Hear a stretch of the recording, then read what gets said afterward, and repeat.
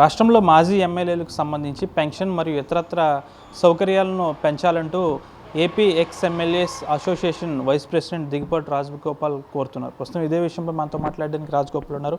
సరే, ఏంటి మీ ఎక్స్ ఎమ్మెల్యేలకు సంబంధించి పరిస్థితి ఏ విధంగా ఉంది? మీరు పెన్షన్ కూడా పెంచాలంటున్నారు, ఎంతవరకు పెంచాలని కోరుకుంటున్నారు? ఈ విషయాన్ని మీ ప్రభుత్వం దృష్టికి ఏమైనా తీసుకెళ్లారు? ఇప్పుడు ఈ మాజీ ఎమ్మెల్యేలు అసోసియేషన్ ప్రతి 5 ఏళ్ళు కూడా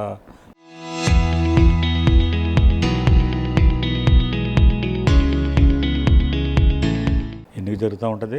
అన్ని పార్టీల నుంచి కూడా రిప్రజెంటేషన్ చేస్తూ ఉంటారు. ఏపీ ఫార్మర్స్ ఎమ్మెల్యేస్ అసోసియేషన్ దానికి నేను వైస్ ప్రెసిడెంట్గా ఉన్నాను. అయితే మేము ఇతర రాష్ట్రాల్లో ఏ విధంగా ఎక్స్ఎమ్మెల్యేలకి వసతులు సౌకర్యాలు కల్పించారో వాటిని పరిశీలించి మన ఆటి మాదిరిగానే ఆంధ్రప్రదేశ్లో కూడా చేయాలని కోరుతున్నాం తప్ప మేము ప్రత్యేకంగా ఏదో మాకు అమాంతంగా వేలు లక్షల పెన్షన్ పెంచాలని చెప్పేసి మా ఫార్మర్స్ అసోసియేషన్ ఆ విధమైన ధోరణిలో మేము డిమాండ్ చేయట్లేదు. తెలంగాణలో 50,000 ఇస్తూ ఉన్నారు ఎక్స్ఎమ్మెల్యేకి. మన ఆంధ్రప్రదేశ్లో 20,000 ఇస్తూ ఉన్నారు. అలాగే తమిళనాడు కానీ, కర్ణాటక కానీ, ఇట్లాంటి రాష్ట్రాల్లో మహారాష్ట్ర కానీ చాలా మాజీ ఎమ్మెల్యేలకి వాడు కనీసమైనటువంటి వాళ్ళు బతకడానికి వాళ్ళ కుటుంబాలు ఇబ్బంది పడకుండా వసతులు కల్పిస్తూ ఉన్నారు. రెండోది మేము కోరేది ఏంటంటే, మేము ఉమ్మడి రాష్ట్రంలో అసెంబ్లీలో ఉన్నప్పుడు కూడా ఇళ్ల స్థలాలు మేము వ్యతిరేకించాం. మా సిపిఎం పార్టీగా ఇళ్ల స్థలాలు 1000 గజాలు ఎమ్మెల్యేస్కి ఇస్తే అది ఇప్పుడు 10-20 కోట్లు వాల్యూ అయింది. అప్పుడు మేము వ్యతిరేకించాం. ఒక్క సిపిఎం పార్టీ తప్ప అసలు ఎమ్మెల్యేస్కి హైదరాబాద్లో రాజధానిలో ఇళ్ల స్థలాలు ఇవ్వాల్సిన అవసరం ఏముంది? నీకు అవసరమైతే ఆ నియోజకవర్గాల్లో ఎమ్మెల్యేకి ఇల్లు ఎవడన్నా ఎమ్మెల్యే ఉంటే ఆడు ఎక్కడికి వెళ్తే అక్కడ ఇవ్వాలి తప్ప అలా కాకుండా హైదరాబాద్లో ఇంత వాల్యూ ఉన్నటువంటి స్థలాలు ఎందుకు ఇవ్వాలని చెప్పి మేము వ్యతిరేకించాం. మేము తీసుకోలేదు కూడా. మేము తప్ప ఇంక్లూడింగ్ సిపిఐ కానీ, కాంగ్రెస్ కానీ, టీడీపీ కానీ వాళ్ళందరూ కూడా తీసుకున్నారు. వాళ్ళు ఆల్రెడీ ఇల్లు కట్టుకున్నారు, అమ్మేసుకున్నారు, కోట్లు సంపాదించారు. ఒక్క సిపిఎం పార్టీ మాత్రమే ఆనాడు ఇళ్ల స్థలాలు వ్యతిరేకించాం. ఎమ్మెల్యేస్ రాజధానిలో అవసరం లేదని. అయితే పెన్షన్ సంబంధించి ఏంటంటే, ఇందులో మాజీ ఎమ్మెల్యేలకు సంబంధించి అనేక పార్టీలు కూడా వివిధ పార్టీలు పేదవాళ్ళు ఉన్నారు, కింద నుంచి వచ్చినటువంటి కింద వర్గాలు ఉన్నారు. వాళ్ళు కొంతమంది ఎమ్మెల్యేలు భార్యలతో కూలి పని చేసుకున్న కూడా ఉన్నారు. ఇప్పుడు కూడా కొంతమంది ఎమ్మెల్యేలు చనిపోయిన తర్వాత భార్యలు కూడా వాళ్ళ ఫ్యామిలీ మెయింటెనెన్స్ కూడా చేయలేని పరిస్థితి. 60 ఎకర పొలం ఉంటే పొలం సాగు చేసుకుని పోతున్న పరిస్థితి. కాబట్టి మాలాంటి వాళ్ళు మేమేదో మిగిలినటువంటి ఎమ్మెల్యేలు మిగిలిన పార్టీ మంత్రులు ఎమ్మెల్యేలు కాకుండా అన్ని పార్టీలు కూడా పేదవాళ్ళు ఉన్నారు, ఇతర కులాలు కూడా ఉన్నారు. వాళ్ళు దృష్టిలో పెట్టుకుని ఎమ్మెల్యేస్ పెన్షన్ మేము వ్యతిరేకించట్లా. మేము కూడా గొంతమ్మ కోరికలు కాదు ఇది. మీరు ఇతర రాష్ట్రాలు పరిశీలించండి. పక్కనే తెలంగాణ రాష్ట్రం, ఒకప్పుడు ఉమ్మడి రాష్ట్రం, తెలంగాణ రాష్ట్రంలో ఉన్నట్టు మాదిరిగా ఇమ్మని అడుగుతూ ఉన్నా. రెండోది మా అసోసియేషన్ కోరేది ఏంటి, ఇప్పుడు ఎక్స్ఎమ్మెల్యే రిప్రజెంటేషన్ చేసినప్పుడు కలెక్టర్ల అధికారులు కానీ మంత్రులు కానీ రెస్పెక్టబుల్ ఇచ్చి వాళ్ళని గౌరవం ఇచ్చి వాళ్ళ రిప్రజెంటేషన్ని ఫస్ట్ ప్రయారిటీకి తీసుకుని దాన్ని ఫార్వర్డ్ చేసి అది చర్యలు తీసుకోమని చెప్పి మేము కోరుతా ఉన్నాం. ఇప్పటికీ మా దౌర్భాగ్యం ఏంటంటే, ఇప్పుడున్నటువంటి అసెంబ్లీలో అలా మాజీ ఎమ్మెల్యేలకి ఒక రూము ఒక హాల్ ఇమ్మని చెప్పి కోరాం. ఇప్పుడు దిక్కుదేమట్లేదు. మేము ఎక్కడ వెళ్ళాలి? అసెంబ్లీకి వెళ్తాం. మేము ఎక్కడ ఉండాలి? అసెంబ్లీకి వెళ్ళి మా సమస్యల మీద మేము మీట్ అవ్వాలంటే ఎక్కడ? ఆ అసెంబ్లీ సెక్రటరీని రిక్వెస్ట్ చేసి కమిటీ హాల్స్లో మేము మీట్ అవుతున్నాం. కానీ సపరేట్గా ఎక్స్ఎమ్మెల్యేలు సపరేట్గా ఒక బిల్డింగ్ కానీ, ఒక హాలు, ఒక ఆఫీస్ స్టాఫ్ అంత ఉంటే మేము ఎప్పటికప్పుడు కూర్చొని మేము ఖచ్చితంగా ప్రభుత్వం సహకరిస్తాం. ఎక్స్ఎమ్మెల్యేలు అంటే ప్రభుత్వానికి వ్యతిరేకమని కాదు. ప్రజా సమస్యలు మీరు ఏ విధంగా తిన్నాడు, మీరు ఎన్నికల్లో ఓటెత్తి గెలిచి మీరు అధికారం చేపట్టారో మేము మీకంటే ముందు మీరు చేసినట్టు వాళ్ళం ఈ సమస్యల మీద మీకు రిప్రజెంటేషన్ చేయడం కానీ, మీ దృష్టికి తీసుకెళ్ళటం కానీ, ఏదైనా లోటుపాట్లు మీకు గుర్తు చేయడం కానీ, లేదా మా లోటుపాట్లు అంటే మా ఇబ్బందులు మీకు చెప్పడానికి కానీ ఉపయోగపడుతుంది ఇటువంటి ఫార్మర్ అసోసియేషన్. ఇది అన్ని రాష్ట్రాల్లో ఉంది. కానీ దౌర్భాగ్యం ఏంటంటే, స్పీకర్ గారు ఒప్పుకున్నారు. గత సమావేశంలో మేము అడిగాం, మీరు తెలంగాణ రాష్ట్రం మాదిరిగా సౌకర్యాలు ఇవ్వండి ఎక్స్ఎమ్మెల్యేస్కి అని చెప్పి అన్నట్టుగా అన్నాం. ఆయన ఓకే అన్నాడు. కానీ మరి ఆర్థిక అంశం కాబట్టి ముఖ్యమంత్రి గారు అంగీకరించాలి. మళ్ళీ మేము 6వ తారీఖుని ఎల్లుండ మేము ఆయన కలవడానికి అపాయింట్మెంట్ తీసుకున్నాం. ఖచ్చితంగా ఈసారి గట్టిగా అడుగుతాం.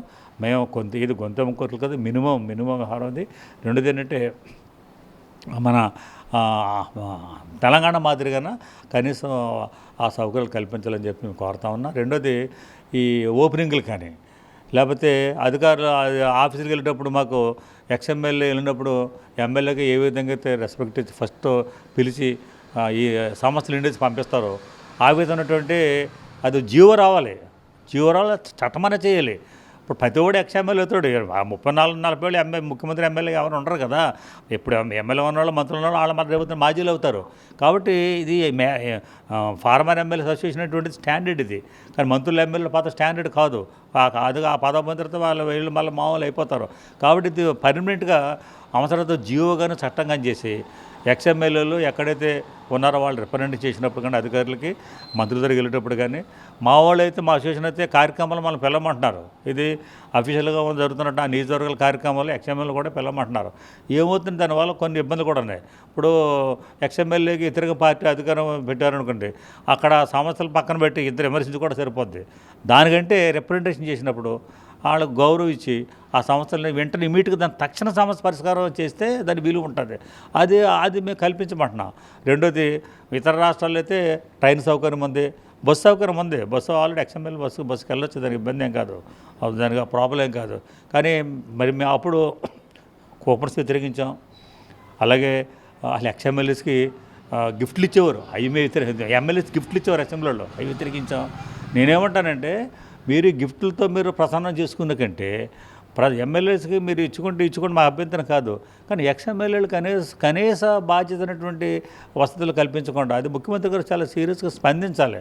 మరి పెద్ద పెద్ద కవులు చెప్తారు, మేము సర్వీస్ చేసినటువంటి వాళ్ళు ఒకళ్ళు 10 ఏళ్ళు 20 ఏళ్ళు 15 ఏళ్ళు ఎమ్మెల్యేలు సర్వీస్ చేసి ఎంతోమంది హానెస్ట్గా చేసినటువంటి వాళ్ళు ఎమ్మెల్యేలు ఉన్నారు. ఏమి సంపాదించకుండా కేవలం పెన్షన్ డబ్బులతో బతికేట వాళ్ళు ఉన్నారు. ఇప్పుడు నేనున్నాను, నా పెన్షన్ కూడా పార్టీ యాక్టివిటీస్గా వాళ్ళకి ఇచ్చేస్తున్నాను మామూలుగాను.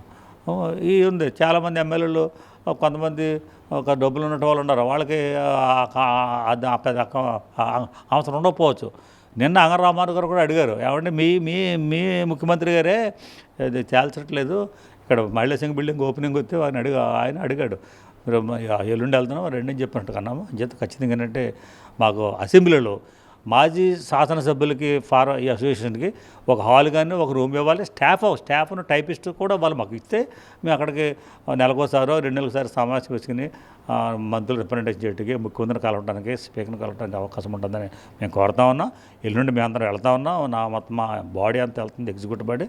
వెళ్ళిన తర్వాత మరి ఏమంటారు ముఖ్యమంత్రి గారు, దాని తర్వాత మా ఫ్యూచర్ ప్రోగ్రామ్ ఉంటుంది. అది ఇతర రాష్ట్రాల్లో మాజీ ఎమ్మెల్యేలకు కల్పిస్తున్న సౌకర్యాలే తమకు కూడా ఒక కమిటీ వేసి సౌకర్యాలు కల్పించాలంటున్నారు. తాము కోరికలు గొంతెమ్మ కోరికలు కావద్దని ఇతర రాష్ట్రాల్లో మాజీ ఎమ్మెల్యేలకు ఇస్తున్న సౌకర్యాలు తమకు కల్పించాలని అయితే దిగుబాటు రాజగోపాల్ కోరుతున్నారు. 6వ తారీఖున సీఎం చంద్రబాబు నాయుడుతో మాజీ ఎమ్మెల్యేలు ఎమ్మెల్సీలు అందరూ కూడా కలిసి ఈ విషయాన్ని సీఎం చంద్రబాబు నాయుడు దృష్టికి తీసుకెళ్తామని కూడా దిగుబాటు రాజగోపాల్ స్పష్టం చేస్తున్నారు. వీడియో జర్నలిస్ట్ శేఖర్తో మన జాతీయ పశ్చిమ గోదావరి జిల్లా నుంచి. చరిత్ర సృష్టించినోడు ఇప్పుడు ఆ చరిత్రని తిరగరాయబోతున్నాడు. అబద్ధాల గోడల్ని బద్దలు కొట్టి నిజాలను రాగా మీ ముందుంచబోతున్నాడు. నిజమైన వార్తల కోసం వెంటనే డౌన్లోడ్ చేసుకోండి రా యాప్ని.